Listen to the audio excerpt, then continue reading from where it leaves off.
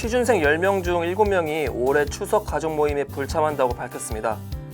지난해 추석 모임 불참 응답 비중은 53.4%로 이보다 약 15%포인트 증가한 수치입니다. 잡코리아와 알바몬이 함께 취준생 및 직장인 1,022명을 대상으로 추석 가족 모임 참석 여부를 조사한 결과입니다. 독립형 단기계약 근로자인 기익워커의 98%가 정규직 전환을 원하지 않는다고 나타났습니다. 투잡과 자유로운 시간 활용을 할 수 있다는 점을 고려했을 때 정규직보다 비정규직으로 남는 것이 유리하다는 판단 때문으로 풀이됩니다. 잡코리아가 알바몬과 함께 20, 30대 구직자 2,247명을 대상으로 조사한 결과 47.5%는 필요할 때마다 계약직, 임시직 등을 섭외해 일을 맡기는 기익잡에 대해 긍정적으로 생각하고 있는 것으로 조사됐습니다. 반면 부정적이다라는 응답은 24.8%였습니다. 중소벤처기업부가 3,506억 원 규모인 2020년 스케일업 금융을 통해 중소벤처기업 93개사에 회사채를 통한 자금 조달을 지원했다고 밝혔습니다. 산업별로는 기간산업과 일반 제조업 등이 68%를 차지했고 신산업 분야는 22%였습니다. 알바생들이 가장 일하고 싶어하는 아르바이트 브랜드로 CGV를 꼽았습니다. 알바몬이 알바생 2,957명에게 일하고 싶은 알바 브랜드를 꼽게 한 결과 CGV가 응답률 51.3%를 받으며 1위를 차지했습니다. 이어 교보문고, 스타벅스, 투썸플레이스, 나이키가 순위에 올랐습니다. 취업포털 게임잡이 게임업계 직장인 405명을 대상으로 추석 연휴 근무 현황을 조사했습니다. 게임잡에 따르면 게임업계 직장인 중 46.7%가 추석 연휴에 정상 근무하는 것으로 나타났습니다. 특히 개발 기술과 게임 운영 직무에서 높게 집계됐습니다.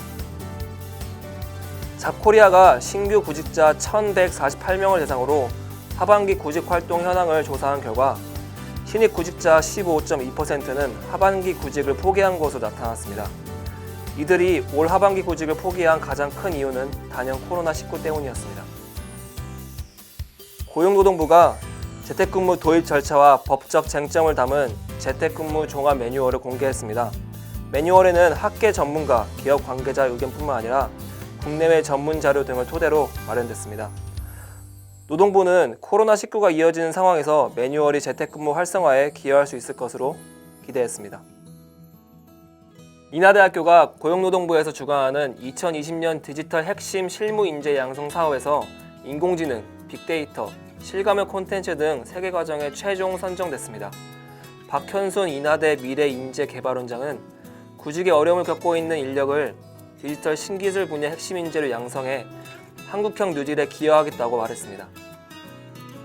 현대자동차 그룹과 현대차 정몽구 재단이 운영하는 사회적 기업 육성 프로그램 H-ON 드림이 지난 9년간 238개 사회적 기업을 육성하고 1923개의 사회적 일자리를 창출했다고 밝혔습니다. 육성 기업의 누적 매출은 862억 원에 이르는 것으로 집계됐습니다. 서울기술연구원이 신입사원 17명을 공개 채용합니다. 부문별로는 연구직 13명, 일반직 4명을 모집합니다. 연구직의 경우 연구기획, 기술사업화, 도시인프라, 안전방제, 스마트도시, 생활환경, 기후환경 등과 관련된 이들을 채용할 계획입니다. 고속열차 SRT를 운영하는 SR이 2020년 신입사원과 경력사원 43명을 공개 채용합니다. SR은 이번 채용 과정에서 직무 관련 필수 요소를 중심으로 한 블라인드 전형 방식을 적용했습니다. 권태명 SR 대표이사는 투명하고 공정한 채용을 통해 철도 산업의 경쟁력을 높이고 대한민국 철도의 미래를 이끌어갈 인재들을 선발하겠다고 밝혔습니다. 국내 경영진은 사원 선발 시 직무 역량을 가장 중요하게 생각한다는 설문 결과가 나왔습니다.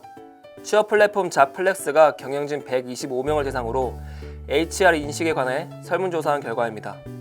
응답자의 78%가 직무 역량을 꼽았지만 학교, 어학 성적, 각종 자격증을 선택한 이는 단 한 명도 없었습니다. 한국자산관리공사가 공공기관 중 처음으로 정규직 신입직원 채용 절차에 온택트 기반 화상 면접을 도입했습니다. 문성유 캠코 사장은 코로나 확산 차단에 우선순위를 두고 변화된 환경에 맞는 우수 인재 채용과 공정한 평가를 위해 화상 면접을 새롭게 도입했다고 설명했습니다. 최근 정부의 디지털 요즘 사업에 힘입어 데이터 일자리가 늘어나는 가운데 직장인 5명 중 4명 이상은 관련 일자리에서 부업을 희망하는 것으로 확인됐습니다. 알바콜이 직장인 581명을 대상으로 데이터 일자리에 대해 설문조사한 결과입니다.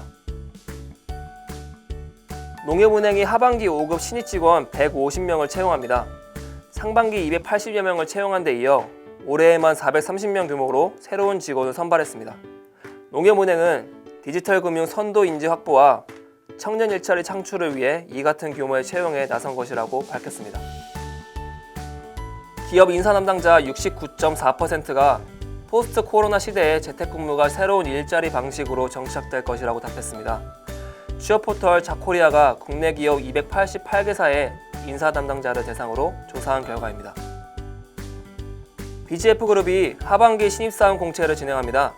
BGF 리테일을 비롯해 BGF 로직스, BGF 에코바이오, 헬로네이처 등에서 신입사원과 경력사원 총 100여 명을 채용할 계획입니다. 모집 직군은 영업관리, 전략기획, 재경지원, 상품운영 등입니다.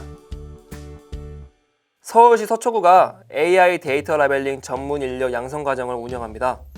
조은희 서초구청장은 4차 산업혁명과 디지털 뉴딜 시대를 선도할 수 있는 인재를 양성하기 위해 서초구만의 다양한 취업 지원 프로그램을 운영 중이라며 블록체인 칼리지, AI 칼리지 청년 인턴과 청년 일자리를 위한 사업을 더욱 확대하겠다고 말했습니다. 한국전력이 하반기 대졸 신입사원을 공개 채용합니다. 경영, 회계, 사무, 건설, 전기, 전자 분야에서 정규직 총 358명을 채용하며 접수는 한전 채용 홈페이지에서 받습니다.